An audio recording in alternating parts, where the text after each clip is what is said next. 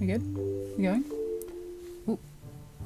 Stay still. YouTube launched a new video network yesterday where you can watch other people play video games. For real, the whole network. It's called the We Should All Be Very Ashamed of Ourselves for Failing as Parents channel.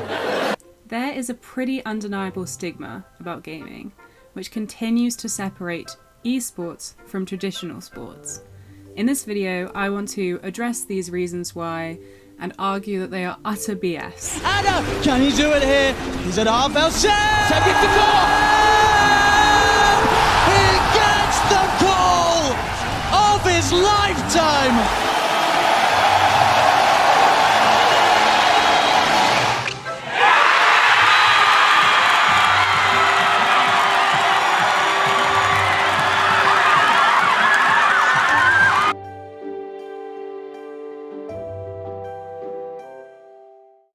So first, a very quick introduction to me. Hi, my name's Em. I have been playing both traditional sports and games for basically my entire life, since I was about 4, and I know quite a lot about both. I still keep all the medals I had from then.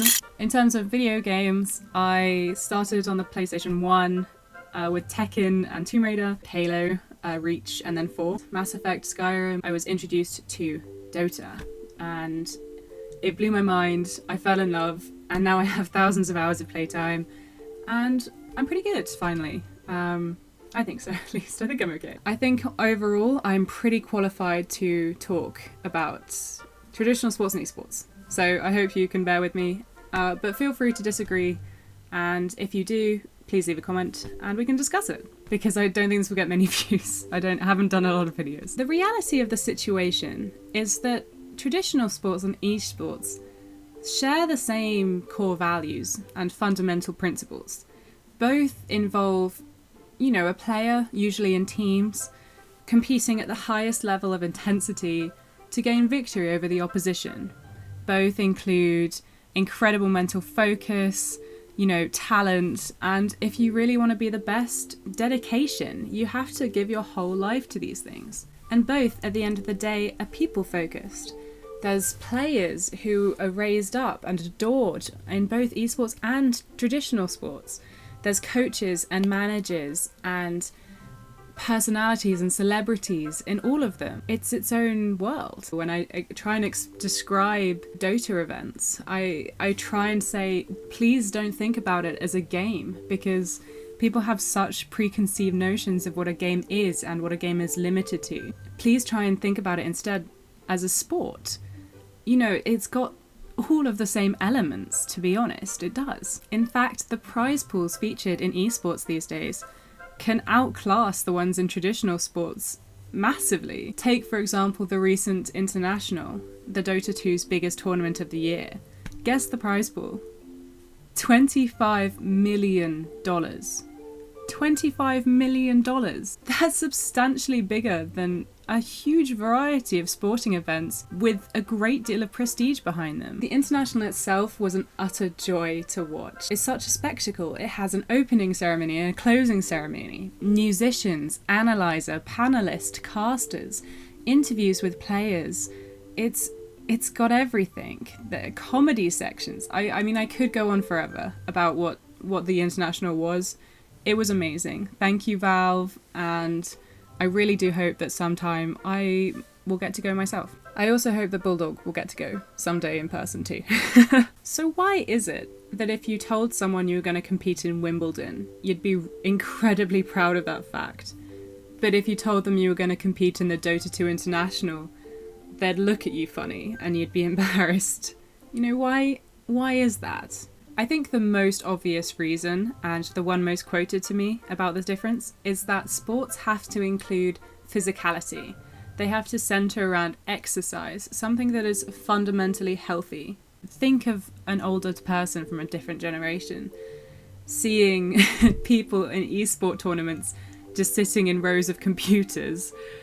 Compare that to a traditional sport, I think they would see it as less healthy maybe, and from that they might develop negative connotations of esports. And to a point, I can understand this argument. I really can. But then you think about it, and you think, Well, hang on a second.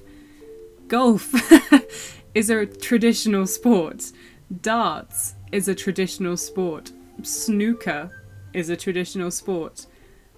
None of these things involve basically any physicality beyond one movement. You know, none of these things are going to increase your heart rate.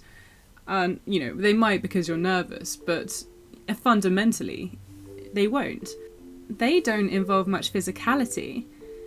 And when you look at esports, there is physicality there. I know this sounds really stupid, but a really common metric used in esports is APM, actions per minute.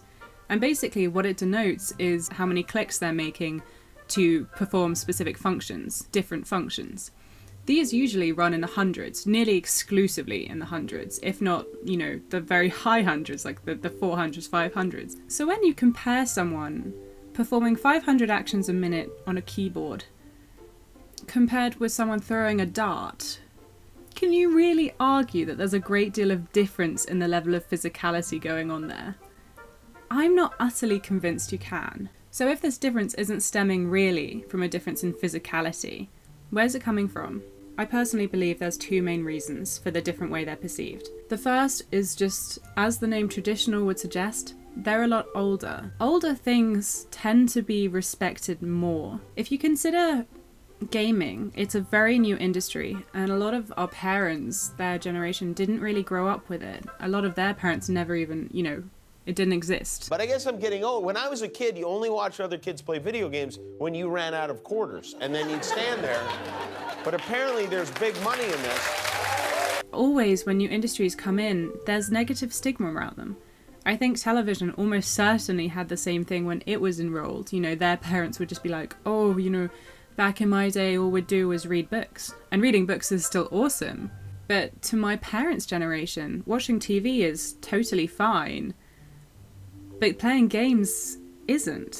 And so I think there is a lot attributed to kind of what your parents' generation grew up with as to how they perceive new technologies. I think the other thing that's really had a big impact on esports is the continued negative stereotypes surrounding gamers. I think when most people think about gamers, they picture a spotty teenage boy sitting in his room on a headset, you know, screaming. And these stereotypes have really caused an over-linking of games to anger issues, to angry tendencies and antisocial behavior. They seem to believe, a lot of people, that the anger is a product of the game rather than the game itself being a way to let out that anger that they have already, if that makes sense. Violent video games have encouraged the killing of innocent people for sport. The video games, the movies, the internet stuff is so violent. It's so incredible. I see it. The World Health Organization, WHO, labeled gaming addiction as an actual mental health disorder in June of this year, 2018, which I found incredibly frustrating as a ruling, because it really separates it from sports. It says this is a behavior that's in line with things like gambling or alcohol or drugs or drinking, things that can be tolerated in a small amount but are dangerous in high quantities. And I have such a problem with this because it's putting gaming on kind of the wrong category. It's classing it with bad behavior rather than a sport that people can get addicted to in the same way that people can get addicted to any sport. If you do want to be the best at something, you have to dedicate your life to it. You have to do it pretty much constantly. I don't think anyone would ever go up to Serena Williams and say, "You're obsessed. You've got a mental health disorder because you're obsessed with tennis." I mean, that would just be a ludicrous thing to say to a traditional athlete.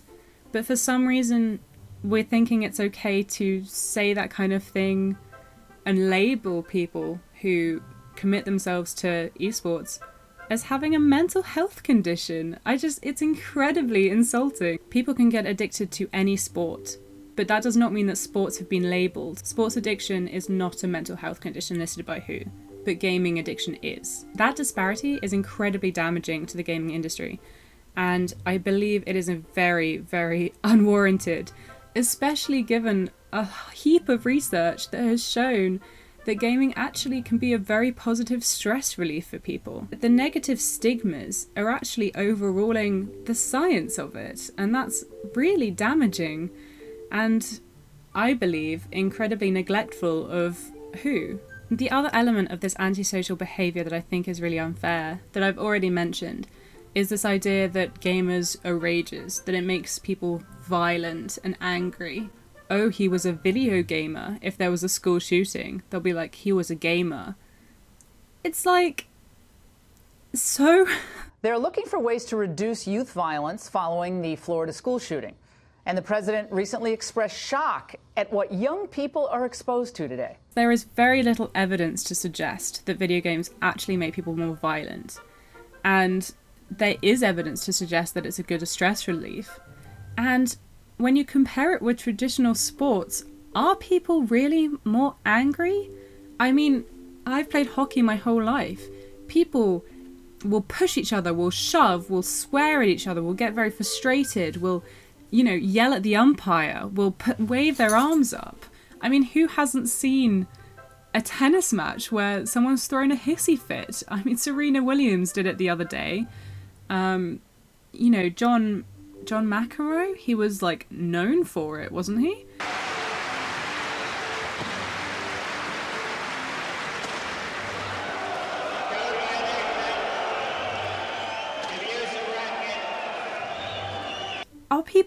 Are gamers really more ragey than sportsmen? Traditional sportsmen? I'm not convinced they are. So the sooner we can shake those negative stereotypes about gamers that damage the whole industry and everyone within it, the better. Because gaming is wonderful and has unlimited potential. I think it's critically undervalued. Luckily, times are changing. Professional Dota teams are now sponsored by well-known companies like Red Bull and Monster. There's a Chinese Dota team called LGD, who came second at this year's International, who is now owned by PSG. Paris Saint-Germain? I don't know. That one, I know it is PSG. Some universities, like the University of Utah, are even offering esports scholarships now, which would be exactly the same as traditional sports scholarships. And to me, this progress is very welcome, and I really hope it continues. The esports community is thriving, and there is a huge amount of money there and economic activity to be gained. There's a lot of money to be made there. There's a lot of room for growth there, and there's a lot of room for investment there. For the players themselves, people like me, I want it to grow so I get more worlds to immerse myself in. So maybe if we keep fighting hard enough to make esports bigger and better and more wonderful and immersive, maybe eventually we can take the E of esports. The phoenix from the ashes! They rise again and again and again! So thanks so much for watching this video. I really hope to make more, and I really want to hear what you think. If you watched this and completely disagreed with what I had to say, please let me know in the comments and we can talk about it. I will certainly write back. If you have family members who have the same view as my parents about this stuff, feel free to show them this, see if it can convince them at all. Probably not, but worth a shot. I'll see you next time. Bye.